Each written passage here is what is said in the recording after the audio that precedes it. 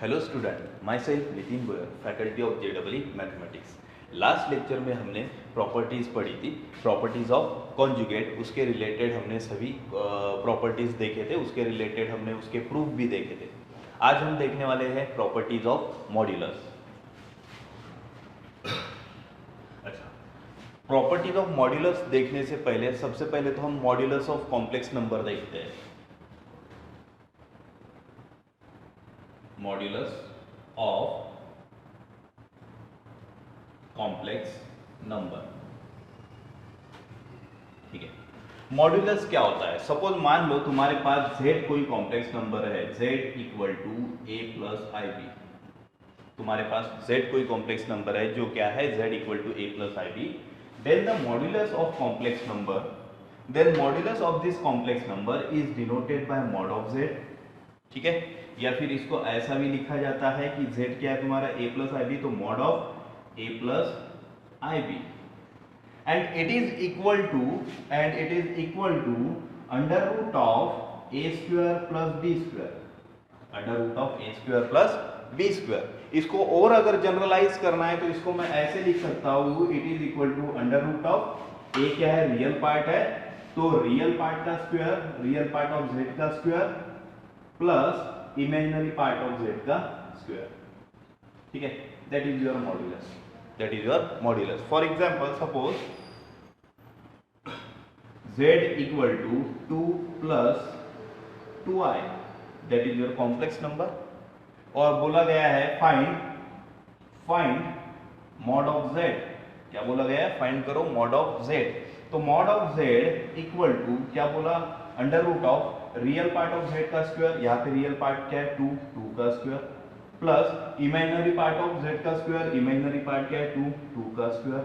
अच्छा, 2 स्क्वायर 4 है ना, 4 प्लस 4 8, अंडर रूट ऑफ 8। और इसको अगर सॉल्व करते हैं तो इसको लिखेंगे 4 इंटू 2, और ये 4 रूट के बाहर आके क्या बनेगा 2, तो 2 root 2, that is your answer, ठीक है। ये तो हो गया हमारा मॉड्यूलस। लेकिन मॉड्यूलस का एग्जैक्ट ज्योमेट्रिकल मीनिंग क्या होता है वो हम देखते हैं, ठीक है। मॉड्यूलस का एग्जैक्ट ज्योमेट्रिकल मीनिंग क्या होता है? सबसे पहले तो देखो, आपका जो कॉम्प्लेक्स नंबर है वो क्या करता है, आर्गन प्लेन में एक पॉइंट रिप्रेजेंट करता है। वो क्या करता है, आर्गन प्लेन में एक पॉइंट रिप्रेजेंट करता है। अच्छा, आर्गन प्लेन मींस क्या होता है? सबसे पहले तो हमने कार्टेशियन सिस्टम पढ़ा था। कार्टेशियन सिस्टम में हॉरिजॉन्टल जो लाइन होती है उसको हमने बोला था एक्स एक्सिस, जो वर्टिकल लाइन होती है उसको हमने वाई एक्सिस बोला था। यहाँ पे एक्स और यहाँ पे वाई दोनों क्या होते हैं, रियल होते हैं। Therefore it is your Cartesian coordinate system, therefore it is your Cartesian coordinate system। but in case of argand plane there is a two axis, horizontal axis is a real axis and vertical axis is a imaginary axis, ठीक है। और यहाँ पे जो values होगी ये again origin रहेगा, और यहाँ पे जो वैल्यूज रहेगी 1 2 3, इधर -1 -2 और चलते जाएगा -3, और ये चलते जाएगा इधर। और यहाँ पे देखो, ये रियल एक्सिस पे रियल वैल्यूज रहेगी और इमेजिनरी एक्सिस पे इमेजिनरी, यानी रियल एक्सिस पे आपके कॉम्प्लेक्स नंबर का रियल पार्ट लाई करेगा, रियल एक्सिस पे आपके कॉम्प्लेक्स नंबर का रियल पार्ट लाई करेगा, और इमेजिनरी एक्सिस पे आपके कॉम्प्लेक्स नंबर का इमेजिनरी पार्ट लाई करेगा। इधर रहेगा 1i, इधर रहेगा 2i, इधर रहेगा 3i, इधर रहेगा 4i, चलते जाएगा। इधर रहेगा -1i, इधर रहेगा -2i, इधर रहेगा -3i, और ये चलते जाएगा, ठीक है। और अगर मैं ये कॉम्प्लेक्स नंबर लेता हूँ z इक्वल टू क्या था हमारा कॉम्प्लेक्स नंबर 2 + 2i, ठीक है, ये कॉम्प्लेक्स नंबर था। तो देखो, ये कॉम्प्लेक्स नंबर ये वाले आर्गन्स प्लेन में, that is your Argand's plane, ठीक है, आर्गन्स प्लेन है ना। आर्गन प्लेन में आपका कॉम्प्लेक्स नंबर हमेशा पॉइंट रिप्रेजेंट करता है। ज्योमेट्रिकल मीनिंग देखो, आर्गन प्लेन में आपका कॉम्प्लेक्स नंबर क्या करता है, पॉइंट रिप्रेजेंट करता है, ठीक है। अब हमने कॉम्प्लेक्स नंबर ले लिया z equal to 2 + 2i, z equal to 2 + 2i। यहाँ पे रियल पार्ट क्या है तुम्हारा 2 है, इमेजिनरी पार्ट क्या है तुम्हारा 2 है। है ना। मैंने बोला था रियल पार्ट कहाँ पे लाई करेगा, रियल एक्सिस पे, इमेजिनरी पार्ट कहाँ पे लाई करेगा, इमेजिनरी एक्सिस पे। तो देखो यहाँ पे हमको ये रियल पार्ट मिल गया और ये इमेजिनरी पार्ट मिल गया, तो ये हो गया तुम्हारा कॉम्प्लेक्स नंबर जो इस पॉइंट को रिप्रेजेंट कर रहा है, और वो तुम्हारा कॉम्प्लेक्स नंबर क्या है, 2 + 2i। ठीक है, इसको अगर ऑर्डर्ड पेयर में लिखना है तो आप ऐसे लिख सकते हो 2, 2i।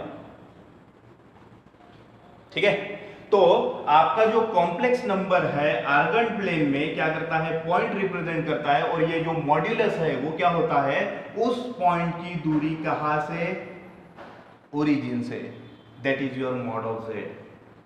ठीक है, ये है तुम्हारा mod of Z.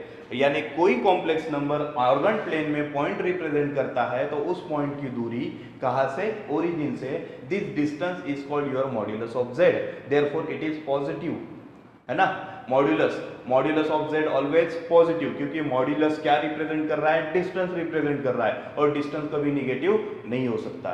That is your geometrical meaning of modulus. ठीक है, ये तुम्हारा मॉड्यूलस का ज्योमेट्रिकल मीनिंग है। ठीक है, और उसके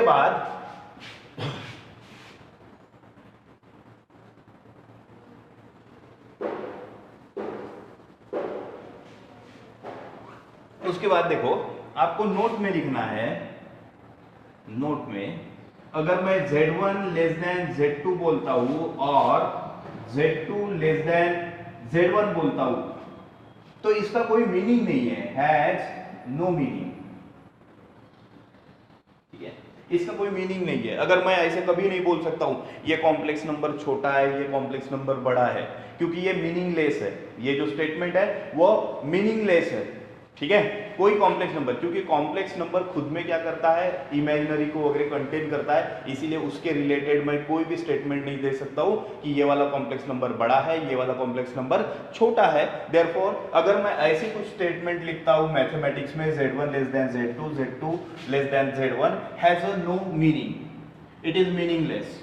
ठीक है, बट अगर मैं ऐसे लिखता हूं magnitude of Z1 < magnitude of Z2, या फिर और magnitude of Z1 greater than magnitude of Z2।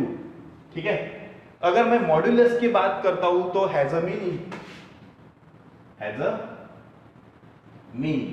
ठीक है, हमेशा ध्यान में रखना मॉड्यूलस में लेस देन हो सकता है, क्योंकि वो डिस्टेंस होता है, कोई डिस्टेंस बड़ा होता है, कोई डिस्टेंस छोटा होता है।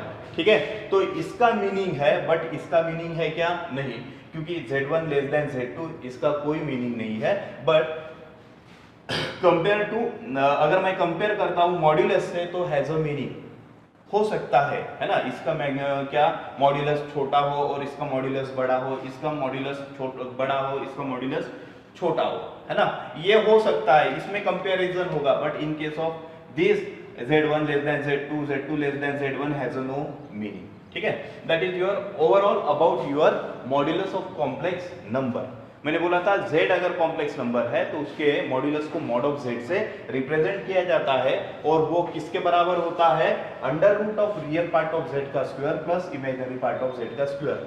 ठीक है, अगर ऐसे फॉर्म में ध्यान में रखा तो ये वाला लिख लेना, या फिर उसको फर्दर हमने क्या कर दिया, उसको जनरलाइज किया तो ये वाला ध्यान में रखना है, मॉड्यूलस क्या होता है, under root of real part of Z का square plus imaginary part of Z का स्क्वायर। उसके बाद हम पढ़ने वाले हैं इसकी प्रॉपर्टीज पढ़ने वाले हैं। ठीक है,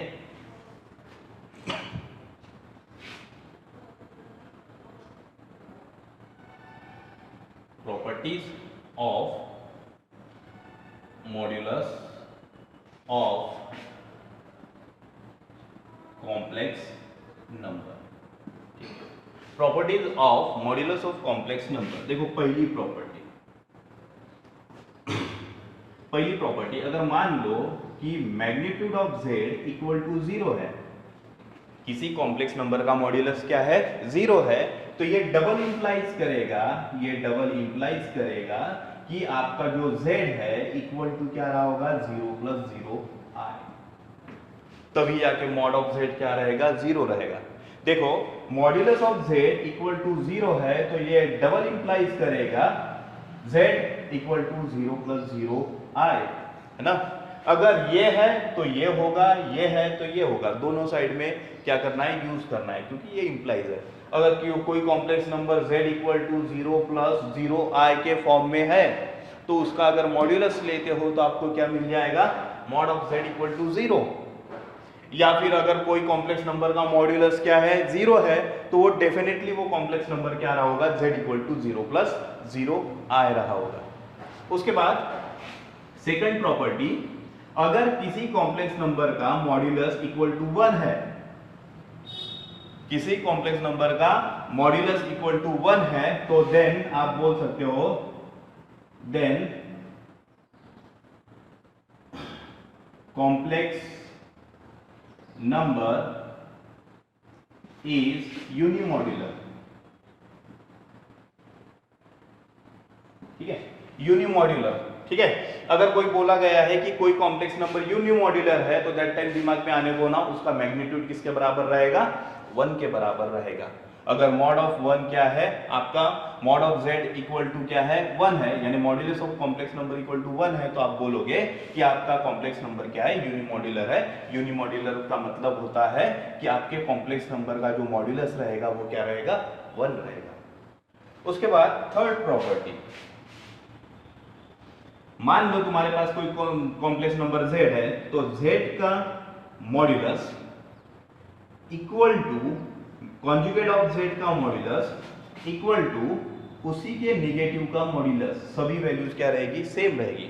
अगर कोई कॉम्प्लेक्स नंबर z है तो z का मॉड्यूलस या फिर उसके कॉन्जुगेट का मॉड्यूलस या फिर उसके नेगेटिव का मॉड्यूलस, वो सभी वैल्यू क्या रहेगी, सेम रहेगी। यहाँ पे कोई चेंजेस नहीं होगा। जो मॉड्यूलस का आंसर इसका आएगा वही आंसर इसका आएगा, वही आंसर इसका आएगा। ठीक है, और पता है आपको मॉड्यूलस ऑफ z कैसे निकाला जाता है, under root of real part का स्क्वायर प्लस इमेजिनरी पार्ट का स्क्वायर। वही कॉन्सेप्ट सभी जगह यूज करोगे, वही फॉर्मूला, लेकिन इससे जो आंसर आएगा वो क्या रहेगा, हर इसके लिए क्या रहेगा, सेम रहेगा। यानी कभी कभी अगर modulus of z, conjugate of z का मॉड्यूलस है तो उसकी जगह आप क्या लिख सकते हो, मॉड ऑफ z लिख सकते हो, है ना। और कभी कभी अगर निगेटिव ऑफ z का मॉड्यूलस है तो उसकी जगह आप ये भी लिख सकते हो, ये भी लिख सकते हो। अकॉर्डिंग टू योर कैलकुलेशन आपको क्या करना है, रिप्लेस करना है। अगर कैलकुलेशन की रिक्वायरमेंट ये है और कैलकुलेशन में ये है ना, तो मैं क्या करूंगा, इसको इससे रिप्लेस कर दूंगा। ठीक है, तो वो डिपेंड करता है आपके कैलकुलेशन पे। अब हमेशा ध्यान में रखना, किसी भी कॉम्प्लेक्स नंबर का मॉड्यूलस, उसके कॉन्जुगेट का मॉड्यूलस और उसके नेगेटिव का मॉड्यूलस हमेशा क्या रहेगा, सेम रहेगा। उसके बाद फोर्थ प्रॉपर्टी, जो रियल पार्ट ऑफ z है ना, किसी कॉम्प्लेक्स नंबर का रियल पार्ट ऑफ z ये less than equal to mod of z के बराबर रहेगा और greater than equal to minus mod of z के बराबर रहेगा।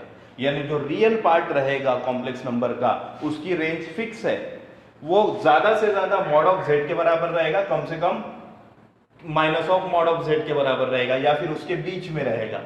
ठीक है, इसकी मिनिमम मैक्सिमम वैल्यू ये रहेगी, मिनिमम वैल्यू ये रहेगी, उसके या फिर उसके बीच में लाई करेगा। ये वाली लिमिट तोड़ के वो बाहर नहीं जा सकेगा, है ना। ये वाली जो मॉड्यूलस वाली लिमिट जो है, ये रियल पार्ट इसके बाहर नहीं जा सकता, इसके बराबर हो सकता है या फिर इसके अंदर हो सकता है, लेकिन ये इसके बाहर नहीं जाएगा। ये प्रॉपर्टी है, जो रियल पार्ट है मॉड्यूलस ऑफ z के बराबर रहेगा, या फिर कम से कम कितना रहेगा, minus of modulus of z के बराबर रहेगा, या फिर उसके बीच में रहेगा। सिमिलरली इमेजिनरी पार्ट के लिए भी लागू पड़ता है। Imaginary part of z less than equal to magnitude of z, mod of z greater than equal to minus of z, mod of z, minus of mod of z। Imaginary part भी क्या रहेगा, या तो maximum value mod of z रहेगी, minimum value minus of mod of z रहेगी, या फिर इसके बीच में रहेगा। ठीक है, तो ये हो गई फोर्थ प्रॉपर्टी। उसके बाद फिफ्थ प्रॉपर्टी है modulus of z1 plus z2 का square it is equal to magnitude of z1 square plus modulus of z1 square modulus of z2 square plus 2 times of real part of z1 into z2 conjugate. ठीक है, ये direct ध्यान में रखना है formula. देखो, अगर z1 प्लस z2 का magnitude of modulus of z1 plus z2 का स्क्वायर है तो it is equal to magnitude of z1 square plus magnitude of z2 square plus 2 times रहेगा किसके रियल पार्ट के, z1 और z2 कॉन्जुगेट। यानी आपको अगर z1 z2 दिया है तो z2 का कॉन्जुगेट ले लेना है, फिर z1 और z2 के कॉन्जुगेट का मल्टीप्लिकेशन लेना है और उसका रियल पार्ट यहाँ पे पुट कर देना है। ठीक है, उसके बाद नंबर 6, अगर magnitude of z1 minus z2 square है तो it is equal to z1 square plus magnitude of modulus of z2 square. ठीक है, इसको यहाँ पे माइनस साइन रहेगा, इधर माइनस है तो minus 2 times of real part of z1 z2 conjugate. ठीक है, ये हो गई नंबर 6 प्रॉपर्टी। उसके बाद नंबर 7 प्रॉपर्टी मैं क्या करता हूँ, दोनों को ऐड कर देता हूँ तो अपने आप नंबर 7 प्रॉपर्टी बन जाएगी। दोनों को ऐड करोगे तो लेफ्ट को लेफ्ट के साथ ऐड करना है, राइट को राइट के साथ ऐड करना है, तो नंबर 7 प्रॉपर्टी बन जाएगी तुम्हारी ये, और ये ऐड हो जाएगा तो modulus of z1 plus z2 का square plus modulus of z1 minus z2 का स्क्वायर।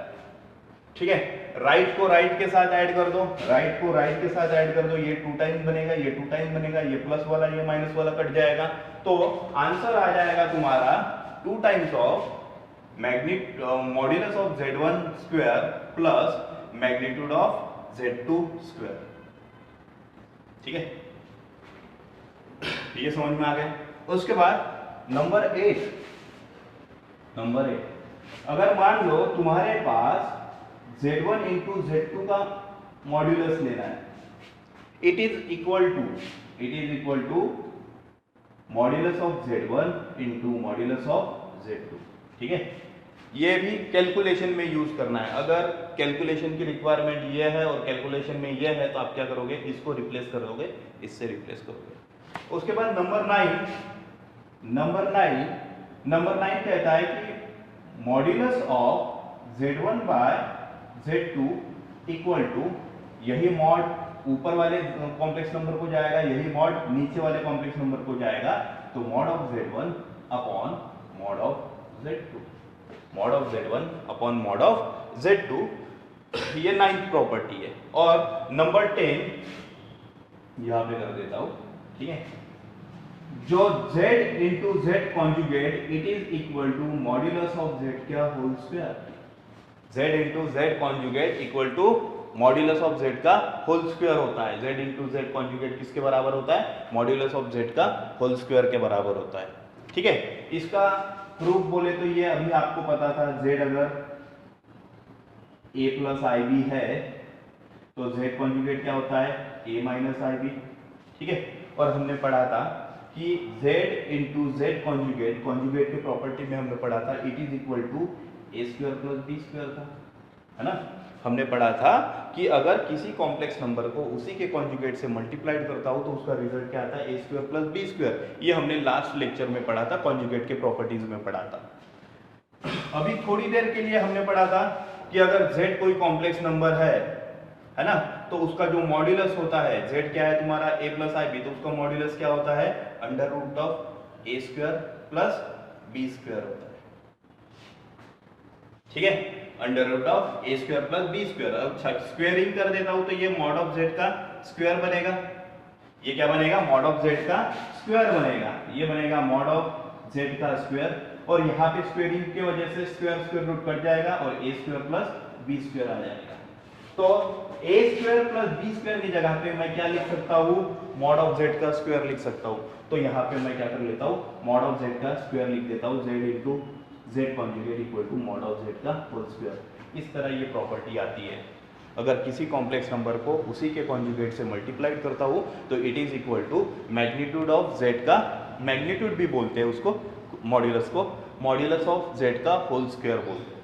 ठीक है, ये हो गई number 10 properties. That is your properties of modulus of complex number. ये आपकी प्रॉपर्टीज है, किसकी, properties of modulus of complex number. हमेशा ये प्रॉपर्टीज ध्यान में रखना है और प्रॉपर्टी डायरेक्ट यूज करना है। उसके बाद हम पढ़ने वाले हैं reciprocal of complex number.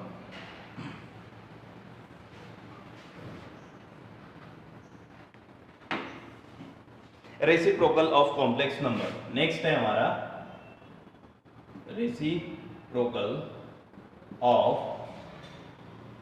Complex number.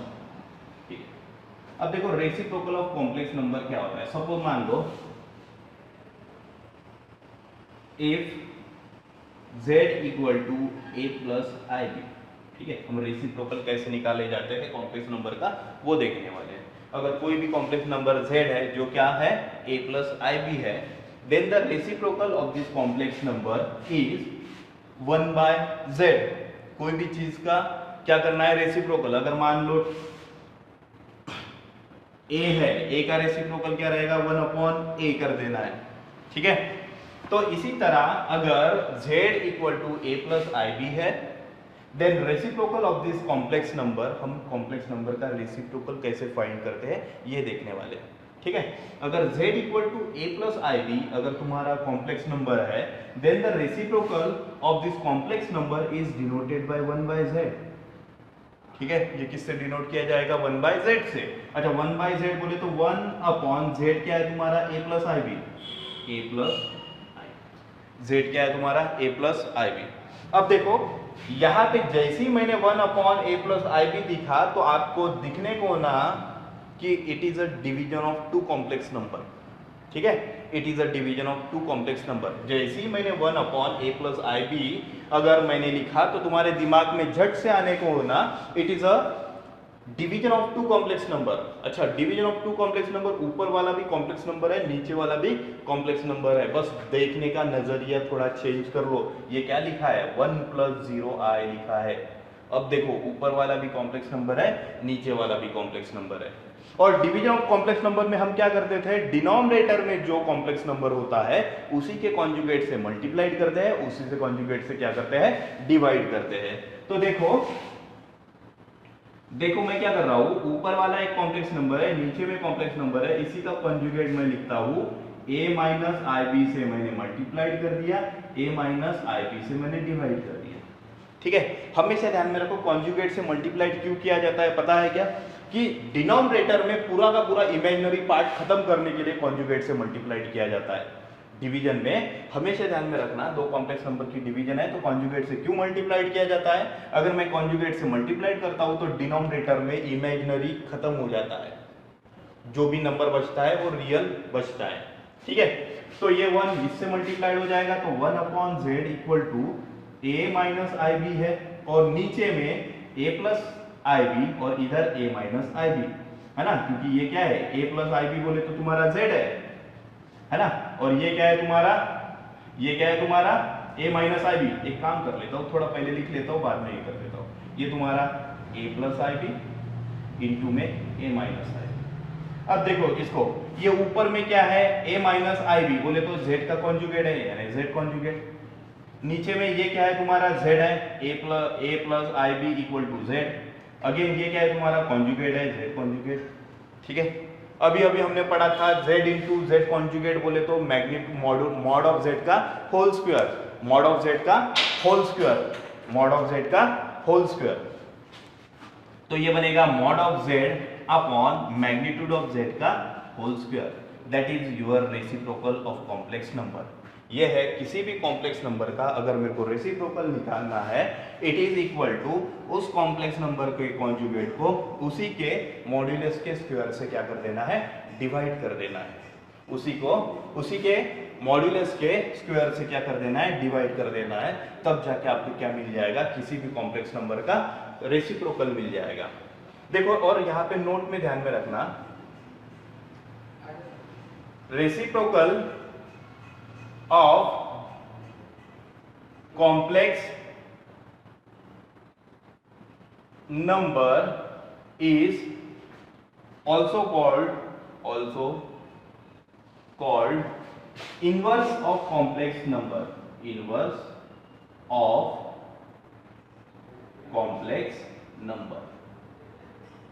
ठीक है, देखो reciprocal of complex number is also called inverse of complex number.